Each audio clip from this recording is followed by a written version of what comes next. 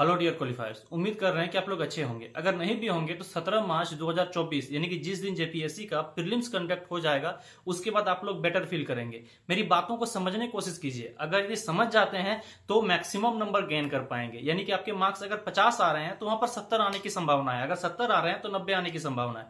यानी कि कहीं ना कहीं 20 नंबर बढ़ने की संभावनाएं और ज्यादा बढ़ जाती है। ठीक है ना। तो बात को बस समझने की कोशिश कीजिए। स्ट्रेटजी के लिए आया हूं, ऐसा स्ट्रेटजी दूंगा कि समझ में आने लगेंगे कि हाँ कहां से पढ़ना है, क्या पढ़ना है। क्योंकि समय बिल्कुल कम है हमारे पास। समय लगभग 15 दिन, 20 दिन, 25 दिन ऐसे हमारे पास समय है। ठीक है ना। बहुत कंफ्यूजन है। इसके अंदर क्या मसाला पढ़ना है वो मैं बताने वाला हूं, क्या छोड़ना है वो बताने वाला हूं। बस बने रहिए वीडियो के साथ और चैनल को सब्सक्राइब जरूर कर लीजिए।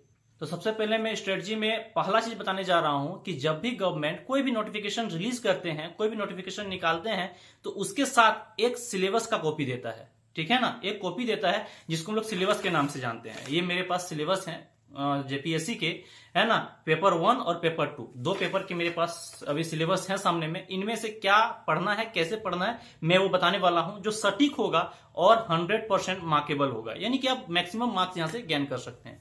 तो सबसे पहले कि हमको तो पता है कि हमें जॉब चाहिए, गवर्नमेंट को भी पता है कि स्टूडेंट को जॉब चाहिए, लेकिन हमें पता नहीं है कि गवर्नमेंट किस तरह के कैंडिडेट को जो है चूज करना चाह रही है, इस तरह के कैंडिडेट को एडॉप्ट करना चाह रहे हैं। वो जेपीएससी में सिविल सर्वेंट बनाते नहीं है, डीएसपी बनाते नहीं है। ठीक है ना। वो एडॉप्ट करते हैं। अब किनको एडॉप्ट करेंगे? गवर्नमेंट के जो बातों को समझ जाए, गवर्नमेंट क्या बोलना चाह रही है, क्या चीज वो पूछ रहे हैं गवर्नमेंट, अगर हम इन बातों को समझ लें और उनके उन क्वेश्चनों के आंसर दे दें तो हमारा ये बात बन सकता है। तो चलिए यहां पर जो बात कर रहे हैं, एक सिलेबस का कॉपी दिया रहता है, बस उसके अंदर से बस रिवीजन करना है। क्या क्या रिवीजन करना है, कैसे रिवीजन करना है, उसके बारे में थोड़ा बताने वाले हैं। तो बने रहिए वीडियो के साथ। देखिए सबसे पहले हम पेपर 2 के बारे में बात करते हैं, क्योंकि पेपर 2 यहां पर मैन हो जाता है। झारखंड में पेपर 2 मैन हो जाता है। पेपर 2 पर जो कमांड कर लिया, पेपर 1 में कहीं कहीं से मार्क्स जोड़ लेंगे। ठीक है ना। तो पेपर 1 के बारे में भी आएंगे, लेकिन पेपर 2 बहुत जरूरी है। पेपर 2 में सबसे पहले क्या पढ़ना है? जो छोटा है और मैक्सिमम नंबर दे रहा है, छोटा टॉपिक है, यानी रिवीजन करने के लिए छोटा टॉपिक है और मैक्सिमम नंबर दे रहा है। ठीक है ना। अगर नहीं भी पढ़े हैं, रिवीजन क्या करें? अगर नए हैं, आप फ्रेशर हैं और फॉर्म डाल दिए हैं, पढ़ना है, तो उसके लिए भी बहुत ही सटीक है। सबसे पहला चीज, झारखंड में आपदा प्रबंधन, झारखंड में डिजास्टर मैनेजमेंट मैक्सिमम क्वेश्चन देता है आपको, और ज्यादा से ज्यादा 2 पेज या 3 पेज के जो है ना आपके डाटा होते हैं। ठीक है ना। उसको भी बहुत ज्यादा नहीं पढ़ना है, मेनली चीजों को फोकस करना है बस, है ना। आपके यहां से कितने नंबर आते हैं? 5 क्वेश्चन आते हैं। ठीक है ना। 5 क्वेश्चन आते हैं पेपर 2 में, और कुछ क्वेश्चन आते हैं पेपर 1 में भी। तो पेपर 1 में कितने क्वेश्चन आते हैं मैं बात करूंगा। पेपर 2 के बारे में बात कर रहा हूं। तो यहां पर 5 क्वेश्चन आते हैं। 5 क्वेश्चन आते हैं, यानी कि प्रत्येक क्वेश्चन में 2 नंबर मिलते हैं, यानी कि 10 नंबर का जो है सिर्फ और सिर्फ आपदा प्रबंधन से आता है। झारखंड में आपदा प्रबंधन क्या है, कैसे काम करता है आपदा प्रबंधन, है ना। आपदा किस किस प्रकार के आते हैं, ये सारी चीजों को आपको थोड़ा सा पढ़ लेना है। ठीक है ना। ब्रीफ में, ज्यादा डीप नहीं। वहीं पर अगर दूसरी चीज कहा जाए तो झारखंड के इतिहास से एक और टॉपिक है जिससे जो है मैक्सिमम मार्क्स गेन कर सकते हैं और कम से कम पढ़ना पड़ेगा। उसमें से है जनजातीय शासन व्यवस्था। जनजातीय शासन व्यवस्था में नागवंशी शासन व्यवस्था उसमें से हटा करके बात करते हैं। नागवंशी शासन व्यवस्था से एक ही क्वेश्चन पूछा जाएगा, उसको थोड़ा सा साइड कर दो। मुंडा शासन व्यवस्था हो गया, ढोकलो सोरो शासन व्यवस्था हो गया, पढ़ा पंचायत शासन व्यवस्था हो गया।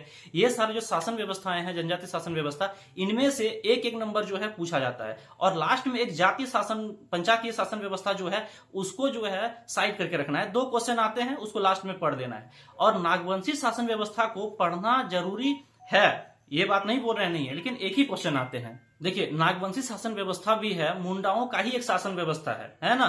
मुंडाओं का शासन व्यवस्था इसीलिए क्योंकि रीसा मुंडा या रीता मुंडा जो भी कहा जाए, उन्होंने ही ये शासन व्यवस्था की नींव रखी थी, जिनमें फनी मुकुट राय को क्या बनाया गया था? शासक बनाया गया था। तो कहीं ना कहीं ये मुंडा शासन व्यवस्था का ही एक रूप है। समझ में आ रही है बात? एक जैसा नहीं है, थोड़ा सा अलग है, डिफरेंस है, लेकिन मुंडाओं के द्वारा ही ये व्यवस्थित किया गया था। इसीलिए इसको एक और अलग से आता है, 2 या 3 पेज के हैं। थोड़ा थोड़ा इसका ब्रीफ में नॉलेज ले लेना है, ज्यादा डीप नहीं जाना है। अगर डीप जाएंगे तो फिर फंसेंगे। एक ही क्वेश्चन आता है 1 नंबर का। समझ में आ रही है बात? और इसको साइड करने इसीलिए बोल रहे हैं क्योंकि इसमें यह क्वेश्चन पूछा जाएगा कि इनमें से कौन राजधानी को चेंज किया, और उतना ज्यादा पढ़ने के लिए हमारे पास समय नहीं है। इसीलिए नागवंशी शासन व्यवस्था को बाद में पढ़ेंगे इसमें, है ना। और एक जातीय पंचायत जो व्यवस्था है, शासन व्यवस्था, उसको बाद में पढ़ेंगे। बाकी जो बचे हुए हैं इनको सब पढ़ लेंगे एक एक नंबर करके। कम से कम इसमें 8 क्वेश्चन है। 8 क्वेश्चन में से अगर 5 क्वेश्चन भी अगर बन जाते हैं तो 5 दूने 10 नंबर, 10 और 10 20 नंबर यहां से हमारा जो है ना पक्का हो जाते हैं। उसके बाद अगर करना है तो कुछ नहीं, एक सबसे अच्छा सटीक चीज बता रहे हैं हम, है ना, एसपीटी एक्ट और सीएनटी एक्ट देख लीजिएगा। अगर सीएनटी एक्ट बहुत बड़ा है, सीएनटी एक्ट में 19 अध्याय है ना, 19 गो भाग है, और एसपीटी एक्ट में 9 गो भाग है। तो सीएनटी एक्ट को साइड कर देना, पहले एसपीटी एक्ट को पढ़ देना, क्योंकि उसमें 9 भाग हैं और बहुत ही आसान है ना। रैयत, मूल रैयत, बंदोबस्ती प्रक्रिया, है ना, और लगान, ये 3-4 जो है मेन है, यहां से क्वेश्चन मैक्सिमम आते हैं। 6 क्वेश्चन जो है आपको एसपीटी एक्ट से आते हैं और 6 क्वेश्चन आपके सीएनटी एक्ट से आते हैं। तो एसपीटी एक्ट पर ज्यादा ध्यान देना है, सीएनटी एक्ट क्यों ध्यान नहीं कम देना है, इसीलिए बता रहा हूं क्योंकि इसमें 271 धाराएं हैं। 271 धाराओं को पढ़ना मामूली बात नहीं है और बहुत ज्यादा समय लगता है, क्योंकि 19 भाग में 271 धाराएं हैं। और एसपीटी एक्ट में आपके कितना है, एसपीटी एक्ट में मात्र 72 धाराएं हैं, ठीक है ना, 72 धाराएं हैं और लगभग मिलता जुलता सब धाराएं हैं, ठीक है ना। बहुत ज्यादा जो है टेंशन वाली धारा नहीं है, एकदम आसानी से समझ में आएंगे। और नहीं आएंगे तो मुझे कमेंट करें, मैं आप लोगों के लिए अच्छा सा एक सिंपल वे में क्लास डाल दूंगा, ठीक है। तो एसपीटी एक्ट से भी आपके 6 क्वेश्चन हो जाएंगे, 6 क्वेश्चन हो जाएंगे, 6 दूना 12 नंबर यहां से आप ज्ञान कर लेंगे, ठीक है ना। और अगर जब एसपीटी एक्ट के जगह पर फिर सीएनटी एक्ट भी पढ़ लिए तो सीएनटी एक्ट से फिर 6 नंबर, तो 6 दूना 12 नंबर, यानी कि 24 नंबर यहां से ज्ञान हो जाएंगे। 24 और 20 यहां पर 44 नंबर तो आपको ऐसे ही हो गए। समझ में आ रही है ना बात, ये पेपर 2 की बात है, ठीक है ना। बस आप पेपर 2 में सबसे पहले इतना करें, उसके बाद मेरे कांटेक्ट में रहें। टेलीग्राम में आपको क्वालिफायर्स पाठशाला का लिंक मिल जाएगा, उसका डिस्क्रिप्शन में भी मैं लिंक डाल दूंगा, वहां पर जाकर के आप ज्वाइन कर लीजिए टेलीग्राम चैनल को। और हमेशा मेरे से टच में रहिए, मैं आप लोगों को ये गारंटी देता हूं जितना हो सके मेरे द्वारा मैं आपको हेल्प करूंगा एग्जामिनेशन के लिए। अब बात करते हैं पेपर 1 के बारे में। पेपर 2 के बारे में मैंने मोटा मोटी बात कर लिया है ना। पेपर 1 के बारे में बात करते हैं। पेपर 2 में अगर हम और थोड़ा पढ़ना चाहेंगे तो थोड़ा सा क्या हो जाएगा ना, ज्यादा पढ़ना पड़ जाएगा। पहले इतना कर लेते हैं, ठीक है, उसके बाद पेपर 1 के बारे में बात करते हैं। देखिए अब बात करते हैं पेपर 1 के बारे में। पेपर 1 में आपके कुछ क्वेश्चन पेपर 2 से ही मिल जाते हैं। पेपर 2 का जहां प्रिपरेशन हमने कर लिया तो पेपर 1 से 10 नंबर हम चुरा लेंगे, क्योंकि पेपर 1 में झारखंड से संबंधित क्वेश्चन 10 आते हैं, ठीक है। झारखंड से संबंधित क्वेश्चन कितने आते हैं, 10 क्वेश्चन आते हैं। 10 गुना 2 यानी कि 20 नंबर जो है हमारा पेपर 1 से भी ऑटोमेटिकली हम उस कंटेंट को चुरा लेंगे, ठीक है ना। यहां पर कोई टेंशन नहीं है। पेपर 2 को सिर्फ तैयार करो, पेपर 1 का 20 नंबर ले लो। उसके बाद क्या करना है, उसके बाद है मिसलेनियस का क्वेश्चन। मिसलेनियस में जो हम पेपर 2 में क्या पढ़े थे, आपदा प्रबंधन पढ़े थे, जो पहला लेसन में बताया था, पहला टॉपिक बताया था, जो मैक्सिमम नंबर देने वाला, उसको पढ़ देते हैं। तो यहां पर मिसलेनियस में आपदा प्रबंधन के बारे में दिया हुआ है। आपदा प्रबंधन को हम यहां पर एसडीआरएफ के बारे में पढ़ रहे थे, एसडीएमए के बारे में पढ़ रहे थे, यानी कि स्टेट डिजास्टर मैनेजमेंट अथॉरिटी के बारे में पढ़ रहे थे। वहां पर हम क्या पढ़ेंगे, एनडीएमए पढ़ेंगे, यानी कि नेशनल डिजास्टर मैनेजमेंट अथॉरिटी के बारे में पढ़ेंगे। समझ में आ रही है बात। तो थोड़ा सा सेंट्रल के बारे में पढ़ना है, थोड़ा सा स्टेट के बारे में पढ़ना है, बस थोड़ा सा मिला जुला के थोड़ा सा मेहनत करना है और यहां पर आपके मार्क्स थोड़े से मिल जाएंगे। उसके बाद आपको ह्यूमन राइट्स के बारे में पढ़ना है। ह्यूमन राइट्स का पिछला साल का क्वेश्चन, यानी कि पिछले जेपीएससी जो 10वीं जेपीएससी थी उसमें से क्वेश्चन आया था, ह्यूमन राइट्स के जो चेयरमैन है कौन है, नए चेयरमैन आए थे कौन है, तो वो क्वेश्चन आए थे। इस बार उसी तरह से कुछ हल्का फुल्का, यहां ज्यादा टफ क्वेश्चन नहीं देते हैं। तो मिसलेनियस से आपको मैक्सिमम नंबर यहां से मिल जाएंगे। अवार्ड वगैरह है कि कौन कौन सा अवार्ड मिला है, अर्जुन अवार्ड वगैरह वगैरह, ये सब चीज, ठीक है। एक स्टूडेंट मुझे कमेंट में भी बोले थे कि सर बहुत ज्यादा टफ है ना, मिसलेनियस को पढ़ना, बहुत सारे चैप्टर हैं, कैसे पढ़ेंगे। बेटा मिसलेनियस जो है ना बहुत ज्यादा चैप्टर है, लेकिन सब एक एक पेज के डाटा है, ज्यादा कुछ नहीं है, एक एक पेज के डाटा है, बस पढ़ते चलो और चलते रहो। उसके बाद जनरल ज्योग्राफी। जनरल ज्योग्राफी में इंडियन ज्योग्राफी का बात कर रहे हैं हम। इंडियन ज्योग्राफी को पढ़ लीजिए, एनसीईआरटी बेस्ड, ज्यादा कुछ नहीं।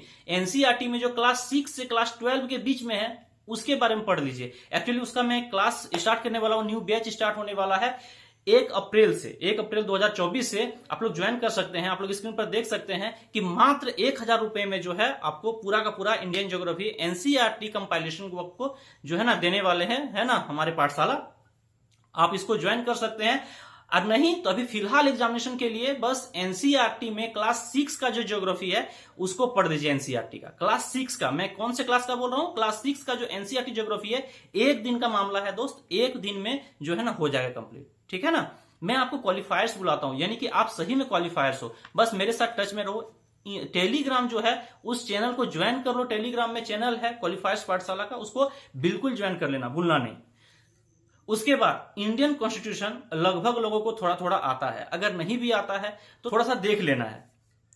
मैं कौन सा बुक अभी आपको बता दूं, अगर मैं बुक बता दूं तो फिर दिक्कत हो जाएगा, है ना, क्योंकि उसको समझना, उसको पिक करना अभी इतना कम समय में दिक्कत हो जाएगा। लेकिन थोड़ा बहुत तो आता ही होगा कॉन्स्टिट्यूशन के जो जितने भी आर्टिकल्स हैं।